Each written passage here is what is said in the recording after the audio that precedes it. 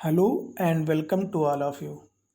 आज हम देखेंगे कि 5 लॉज ऑफ लाइब्रेरी साइंस जिसको डॉक्टर रंगनाथन जी ने दिया है, वहाँ से एग्ज़ाम में क्वेश्चन कैसे आते हैं। तो बहुत सारे क्वेश्चन आते हैं, पहले ये जान लीजिए, और बहुत ही कंफ्यूजिंग होते हैं कई बार। वो कई सारे लॉज जो है एक दूसरे से मिक्सअप होने लग जाते हैं। अगर आपने इनको ध्यान से नहीं समझा है, ध्यान से इनको पॉइंट आउट नहीं किया है, देन गलत होने के चांसेस रहते हैं। तो आइए इनको हम पूरी तरीके से अच्छी तरीके से जान लेते हैं, समझ लेते हैं, और इनकी क्वेश्चन प्रैक्टिस भी आज हम कर लेते हैं। ठीक है, तो चलिए सबसे पहले तो हम जो first law of library science है उसे देख लेते हैं। Books are for use.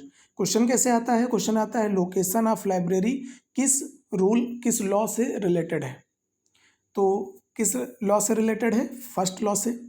Library और किससे रिलेटेड है? फर्स्ट लॉ से। लाइब्रेरी फर्नीचर फर्स्ट लॉ से।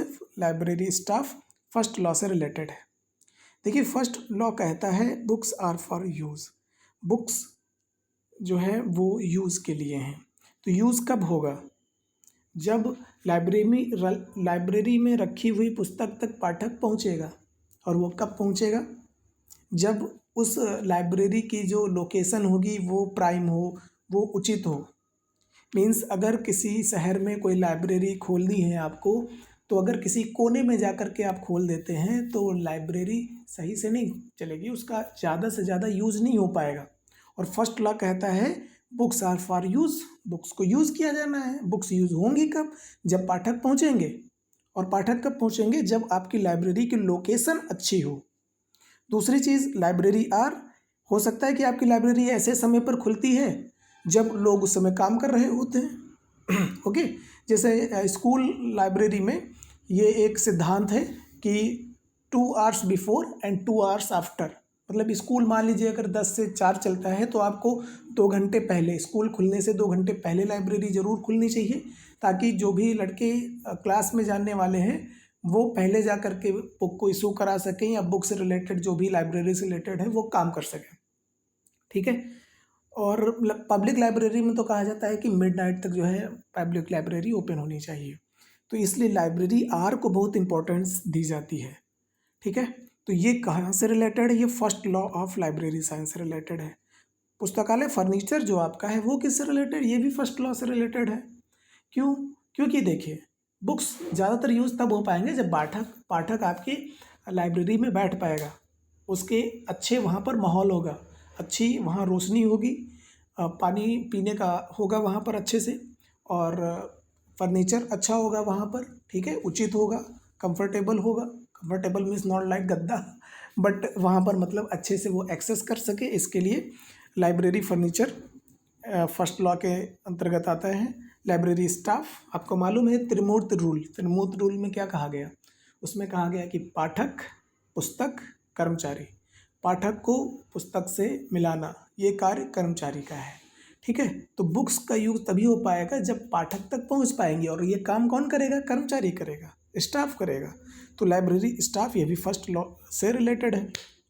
अब आते हैं सेकंड लॉ पर। सेकंड लॉ में कहा जाता है कि every reader his her book. प्रत्येक पाठक को उसका पुस्तक मिले। अच्छा, प्रत्येक पाठक को, हर पाठक को उसकी पुस्तक कब मिल पाएगी? प्रत्येक पाठक को। प्रत्येक पाठक के लिए अगर पुस्तक चाहिए तो बहुत सारी पुस्तकें आपको होनी चाहिए आपके पास। बहुत सारी पुस्तकें होने के लिए आपके पास फंड चाहिए। फंड, अब फंड आएगा कहाँ से? पैसा कहाँ से आएगा? आय कहाँ से होगी? तो उसके लिए जो भी वहाँ की सरकारें हैं, स्टेट गवर्नमेंट या सेंट्रल गवर्नमेंट, वहाँ की जो गवर्नमेंट है उनका दायित्व है, उनका ऑब्लिगेशन है कि वो वहाँ पर जो लाइब्रेरी है उनको सपोर्ट करें, उनको धन दें, उनको अनुदान दें। जैसे कि वर्ल्ड में अनुदान देने में यूनेस्को है। ठीक है, वो कल्चरल चीज़ों को प्रमोट करता है। भारत में एक और संस्था है जिसका नाम है RRLF, राजा Ram Mohan Roy library foundation.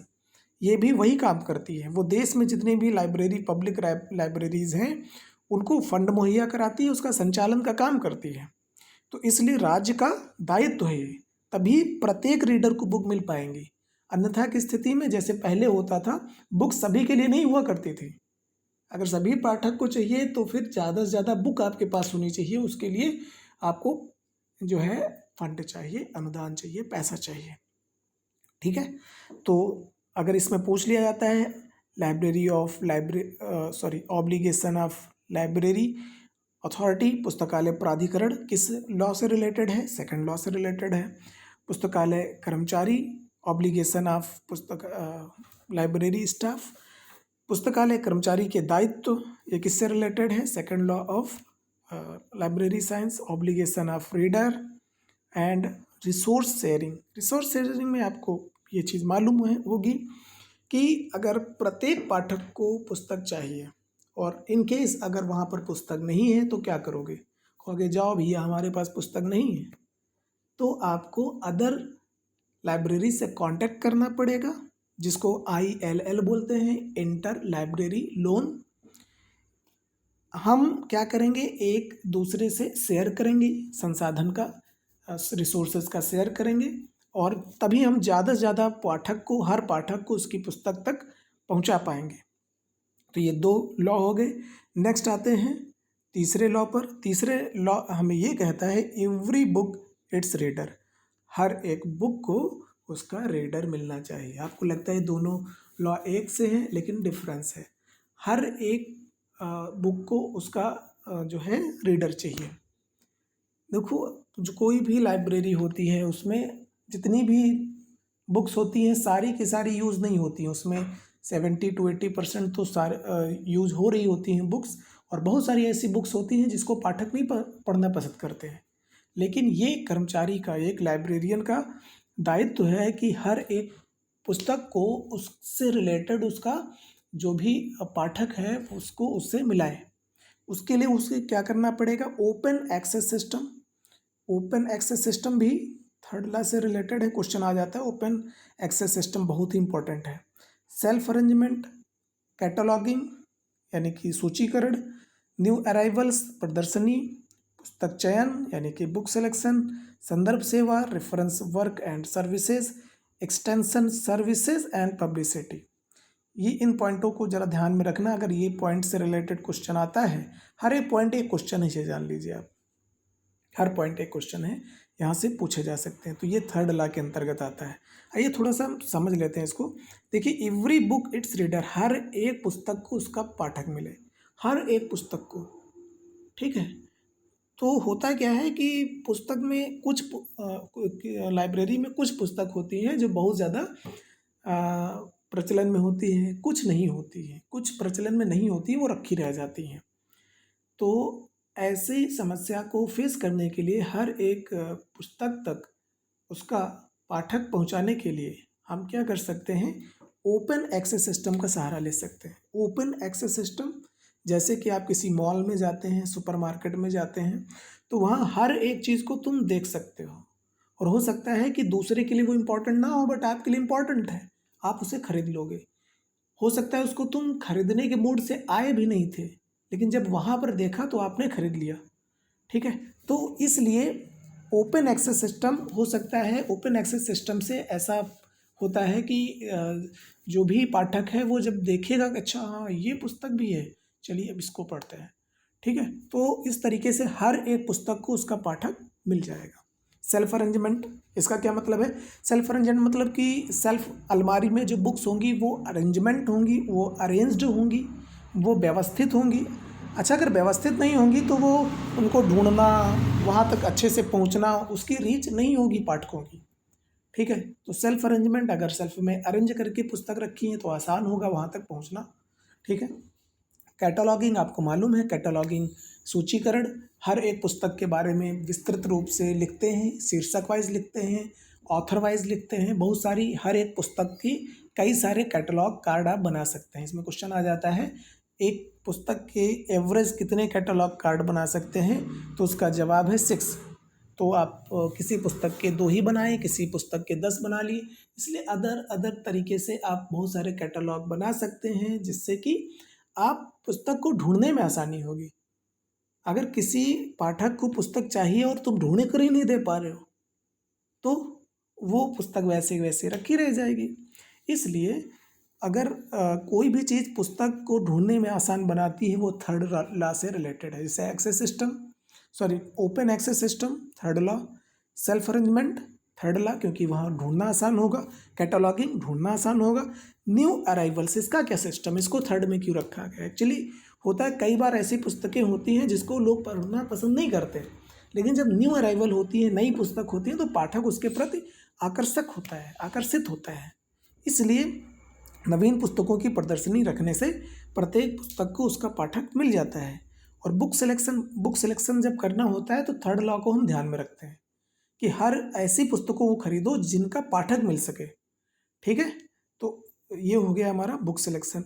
Reference work service, आपको रेफरेंस सर्विस आपको मालूम होगी कि अगर कोई आप सजेशन कर सको, कोई पुस्तक नहीं अगर पाठक पढ़ रहे हैं तो उसके बारे में बताओ कि इस पुस्तक में क्या क्या चीज़ें दी हैं, इसको आप ऐसे ऐसे इन चीज़ों को अगर आप जानना चाहते हैं तो इस पुस्तक के बारे में पढ़ सकते हैं, सजेस्ट करेंगे तो पढ़ेंगे लोग।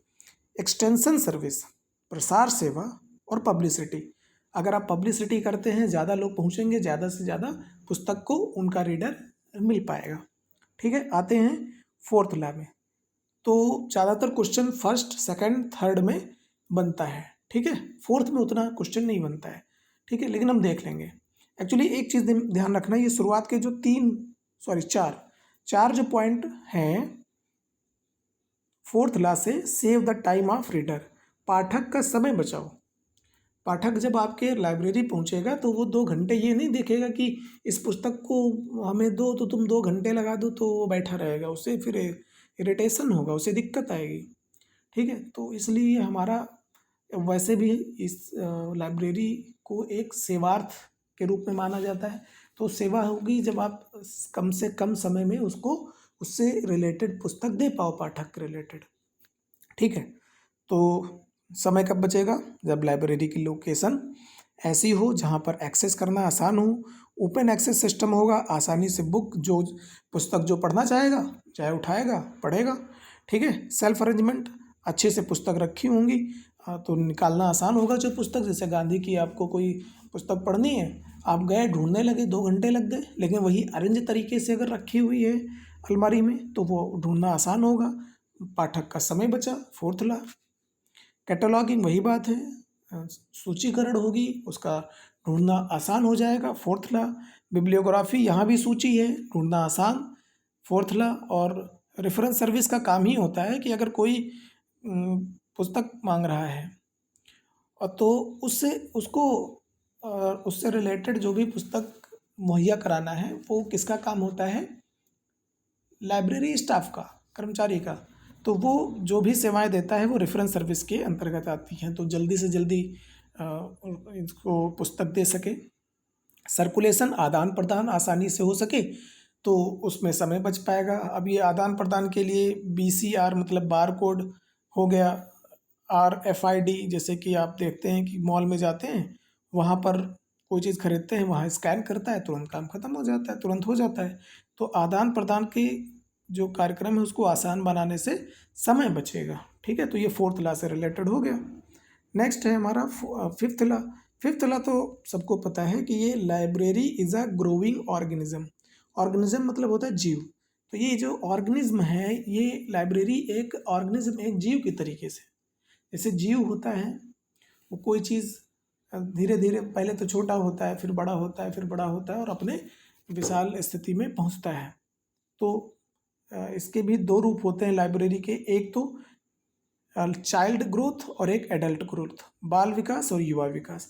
बाल विकास ऐसा विकास होता है जो दिखता है, जो सीधा सीधा दिखता है, यानी कि जैसे कि उसकी बिल्डिंग हो गई, पुस्तक का भंडार हो गया, ये सीधे सीधे दिख रहे हैं, फर्नीचर हो गया लाइब्रेरी का, ये सब दिख रही हैं।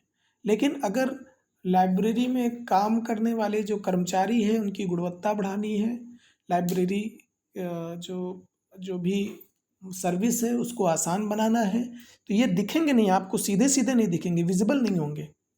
ठीक है, तो जो बाल विकास होता है ये विजिबल होता है और ये नॉन विजिबल, ये मेंटल होता है। ठीक है, तो यहाँ से क्वेश्चन आते हैं। ओके, नेक्स्ट टाइम मिलते हैं। Okay, bye.